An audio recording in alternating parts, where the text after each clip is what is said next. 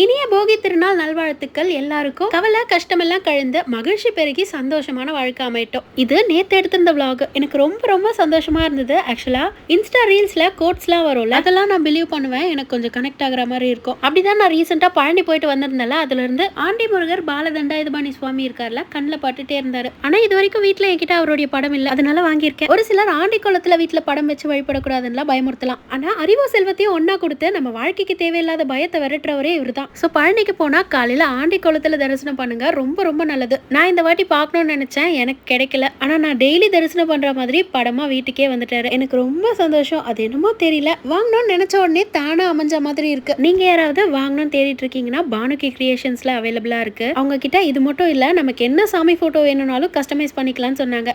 நான் வாங்கினதை வச்சு சொல்றேன், குவாலிட்டி ரொம்ப நல்லாவே இருக்கு. உங்களுக்கு தேவைன்னா கான்டாக்ட் டீடைல்ஸ் ஸ்கிரீன்ல கொடுத்துருக்கேன், செக் பண்ணிக்கோங்க. தேங்க்ஸ் ஃபார் வாட்சிங் and advance happy Pongal. By.